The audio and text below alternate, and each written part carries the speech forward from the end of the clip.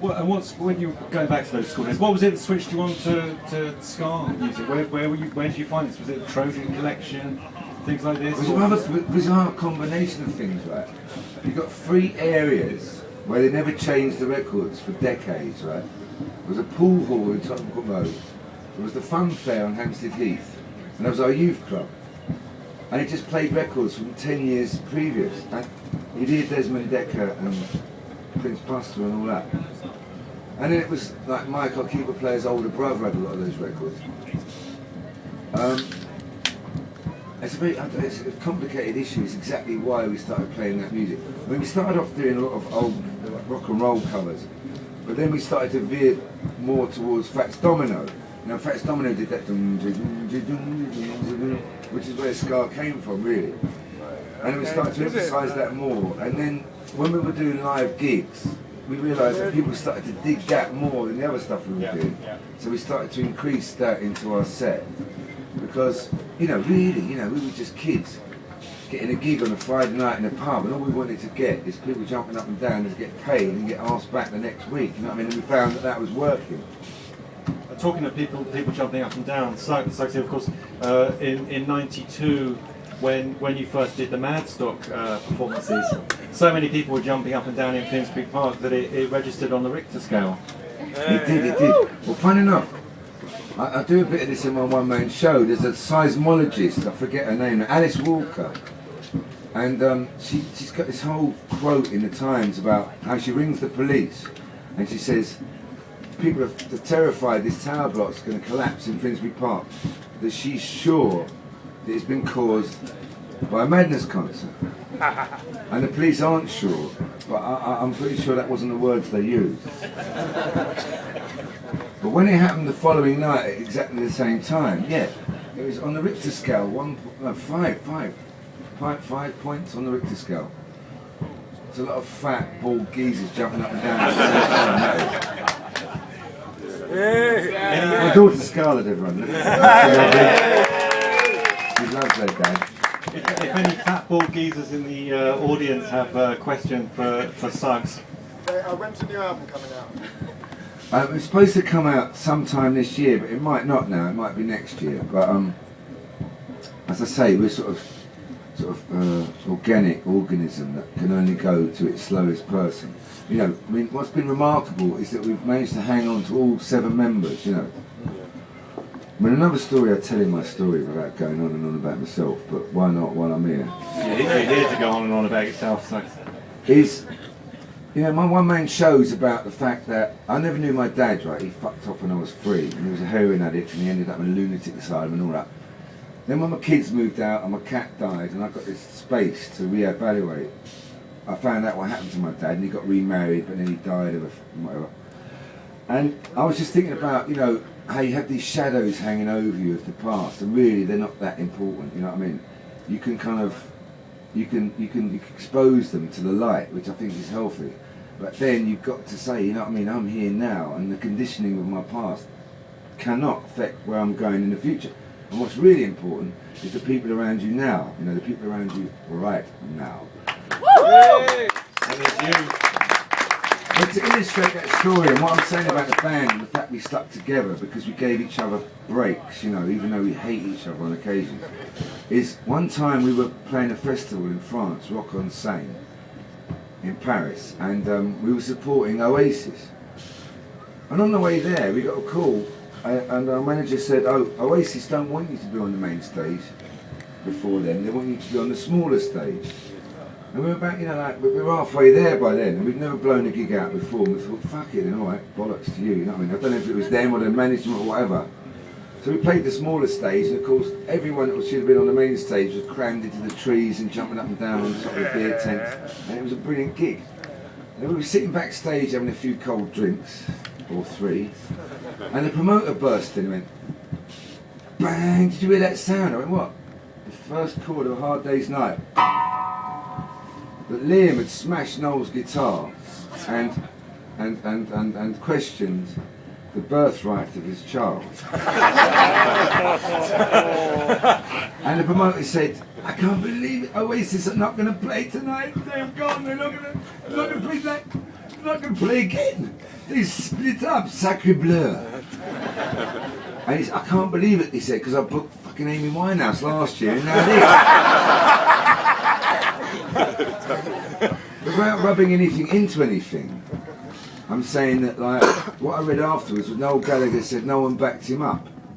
But in case he hadn't checked his recent diary, he sacked his fucking mates out of the band some time ago, do you know what I mean? And anyway, they asked us to go back on, and so we're playing on the main stage, you know, that we've been banned from. And it wasn't with some sort of irony that I looked down and saw a small piece of tape between my feet that said Liam. But the other abiding memory is when we decided we were going to go back on, right, we stood backstage and went, right, don't mention Oasis, right? Have some dignity and do not take the piss. Come on, Paris! Yeah! But all I'm trying to say is, yeah, I've been very fortunate that my band are my friends, and you know what I mean, that's the overriding factor. And the byproduct of that is the music and all that other shit. Dozens of hits that we all know. We all know Baggy Trousers. Round of applause for Suggs, ladies and gentlemen. They're not over yet. And those hits, Baggy Trousers, My Girl, Our House. Any more questions for Suggs? It's a rare opportunity. Mike, you must have a question, Mike. If you ain't got a question, you can fucking leave the tent. Who, me? I've got a question for you. You asked me yesterday morning how long would it take to get to Shangri-La? Yeah. And I said about 40 minutes. You went, fuck off. How long did it take you? 38 and a half. What a fucker that is, isn't it? Mind you, not as bad as walking back last night in the pissing rain. Fucking hell, man. I did think I was going to die of something. We've got a question here on the right. Do you enjoy playing with like Madness? Yeah, I very much enjoy playing with Madness, yeah. I mean, I mentioned earlier that they're my friends, and we don't play all the time, you know. I don't think I could ever tour like we used to relentlessly. We maybe do about 20 gigs a year, and every time we play it's very special to me, definitely, yeah. I've got a question. Would you ever ask Morrissey to support you again? I wondered if that would come up.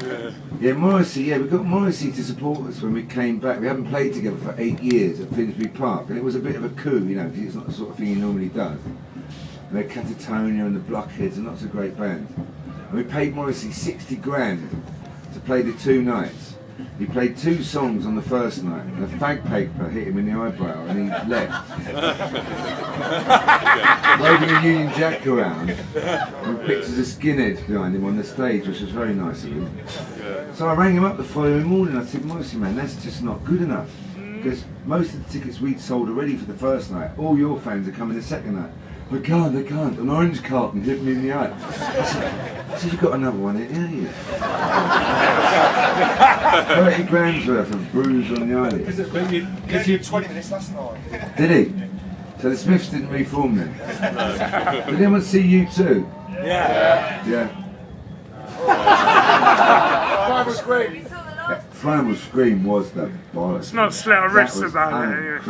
Incredible. Suggs, why is there only 6 band members on the front of the One Step Beyond album? Because at that time, Carl, Chaz, Smash, as he was known then, wasn't actually in the band. He used to come on stage and dance. If you notice, he's on the back of the album. Ah, no, I didn't. But you know, it became apparent that we should make him a full-time member of the band. And then you got Bez and all the others. So there's no Abbey Road style conspiracy. No. Theory. And Suggs is here to talk to you, ladies and gentlemen. Any say what gigs you do? What places you go to? Do I have any say about it? Yeah. No. Could you? Because I got you on the Cardiff. Come to Bristol. Just That's why I once. said Bristol, no. yeah. I spend a fortune every time. Cardiff, man. Cardiff. Come down to Bristol. The first time I definitely, played in Cardiff, we played at Tiffany's, was it? Or one of them, Yeah, yeah. that's it, With the yeah. plastic palm trees and all that. I've never seen so many fights in my life. It was a joy to behold. One of the roughest gigs you've done, then? Roughest gigs, man. Cardiff's got to be up there. And places like Tiffany's and these old Mecca ballrooms had sprung dance floors. So people like bouncing literally up to the ceiling as they were kicking each other in the head. There's a question behind the palm tree there on the right. The 14-year-old daughter, that's called Guilford, the Owl House, which is up in Leeds. They're singing it. set in Yorkshire, everything's been madness songs, sung in a Yorkshire accent. So I'm imagining, now Signal at Street. Is that a school that's doing it? Yeah, they're doing it, and it's good. Is it Kendall? Is that So in Kendall? in Leeds, but they're a good Catholic school, so they're not singing house. I was up in Kendall. I opened an Oxfam in Kendall because that's what I'm reduced to now. It's a big day out for me. But the local school there were doing ours. Well, that's great, man, because I think we get about 13 quid every time the school does our musical. What really bizarre out of it all is though, that now, York and all like this, and we listen to all now, it's constantly madness. You've got a new fan out of it, Thank you very much.